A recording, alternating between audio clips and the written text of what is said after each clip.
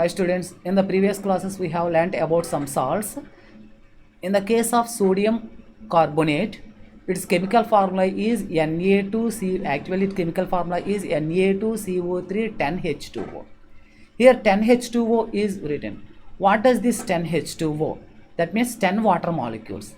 These 10 water molecules, Na2CO3 10H2O means these 10 water molecules are present in one formula unit of salt. Like that, some other salts are also there.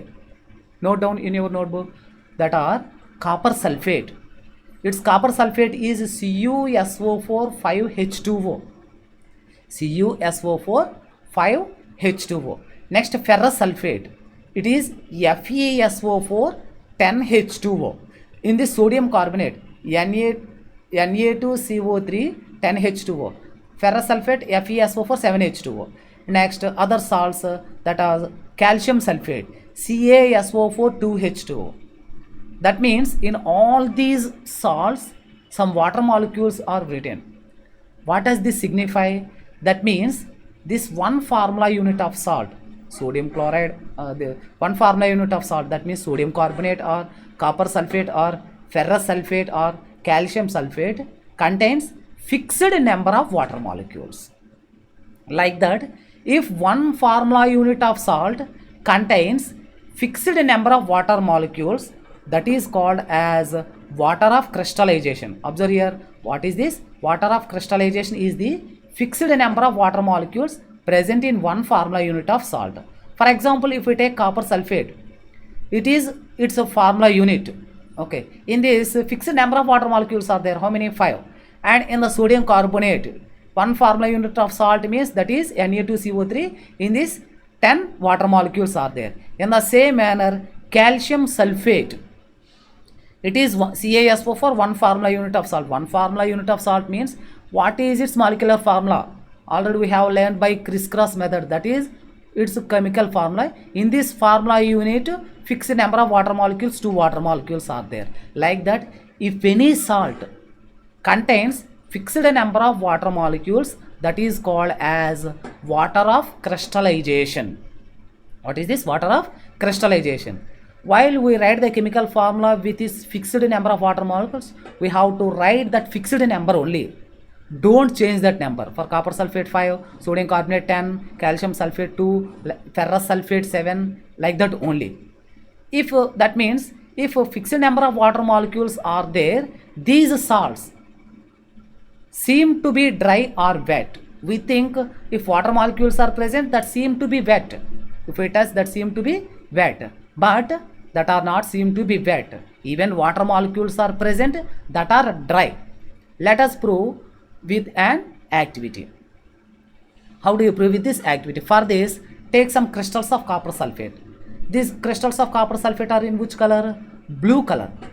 These are in blue color. This blue colored copper sulfate crystals are some taken in a test tube and hold the test tube with tongs.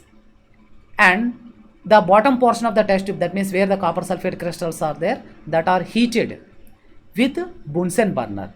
Before heating, what about the color of the copper sulfate? It is blue in color. After heating, while heating, close the mouth of the test tube with a cork and heat it. After heating, we observed water droplets are formed on the internal walls of the test tube, and this blue color of the copper sulfate fades out and it changes into white color. That means what are the changes we observed while heating? The blue colored copper sulfate is changed into white color and water droplets are formed on the internal walls of the test tube. How it is happened? That means in one formula unit of salt, 5 water molecules are there. These 5, whenever we heated, these 5 water molecules are separated from this salt and that are formed as a droplets. Okay, from this we can say clearly in this fixed number of water molecules are there. Next, this white color copper sulfate. White color copper sulfate means that is with without water molecules, CuSO4 only. Blue color copper sulfate means CuSO4 5H2O. Copper sulfate pentahydrate, which is blue in color. Next, if this white copper sulfate is left aside, then after some time what happens? It gets cooled.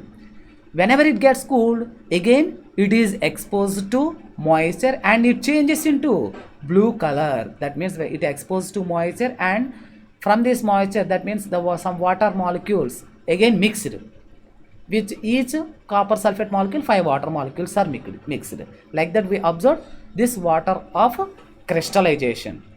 In the same manner, we observe some salts in our lab. What are the salts? That are ferrous sulfate. That means iron sulfate. Its molecular formula is FeSO4 7H2. What is the color of that ferrous sulfate? Green in color. Again, if we repeat the process, how this copper sulfate is heated, in the same manner, if we heat this ferrous sulfate, this green color fades out and changes into white color.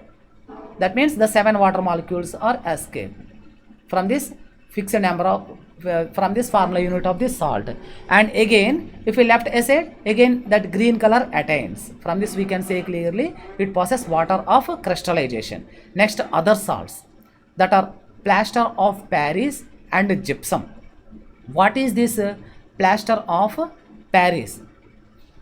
We observe this plaster of Paris in constructions and to made statues. Actually, this plaster of Paris is simply called as POP. It is just like powder. Its chemical name is calcium sulfate hemihydrate. Hemi means half. That means half water molecules are there. Observe the chemical formula. Its chemical formula is plaster of Paris. Its chemical formula is CaSO4 half H2O. That means half water molecule. Actually, really, half water molecule exists. Then what does this half signifies? That means in this case, 2 calcium sulfate molecules shares 1 water molecule. Then for each calcium sulfate molecule, half water molecule is there or not? Like that, 2 calcium sulfate crystals combines with 1 water molecule. It is the formula for plaster of Paris. It's simply called as a POP. Okay, generally where this plaster of Paris is used, this plaster of Paris is used, for example, if bones are fractured.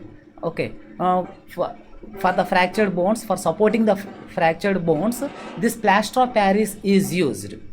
Actually, this plaster of Paris is not used as a medicine for joining of these bones or curing of these fractured bones. To make these fractured bones in right position, this plaster of Paris is used. Have you ever observed when this supporting is given for the bones by doctors? Simply a cloth is taken and a powder, white powder. To that white powder, required quantity of water is mixed, and it is applied to the cloth and it is wounded on the fractured portion where the bones are fractured. Or when this water is mixed with this, or when this plaster of Paris, that means calcium sulfate hemihydrate, is contact with water, then it becomes as hard. Whenever it becomes as hard, then there is no chance to move that portion. That's why that are in a right position. That means to make these fractured bones in right position, actually this plaster of Paris is used.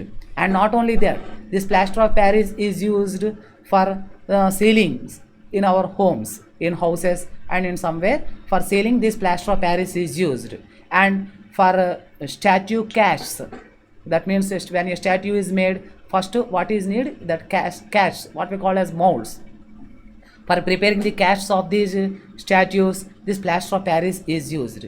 Actually, what is happened when this plaster of Paris is exposed to water, it becomes hard, very hard solid mass. Okay, that is when it becomes a hard solid mass, that is called as gypsum.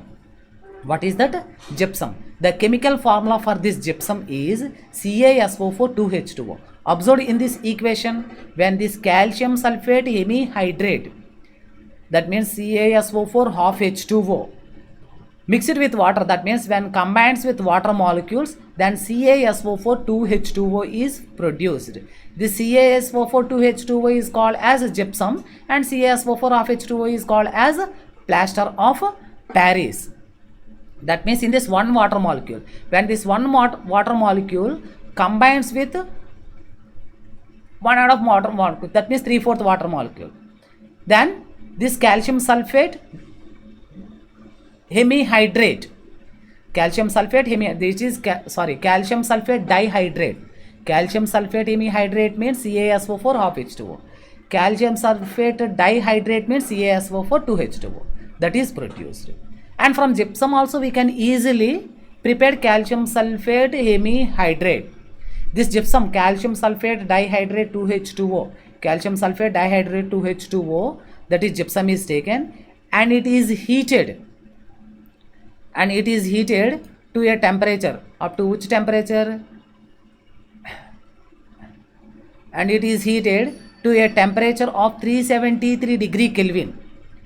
What is that? Gypsum, calcium sulfate dihydrate, CaSO4 2H2O is taken. That is heated to a temperature of 100 degrees Celsius. 100 degrees Celsius means 373 degree Kelvin. Then automatically it loses water molecules and becomes as calcium sulfate hemihydrate. That means each gypsum molecule, CaSO4 2H2O, loses 1/2 water molecule.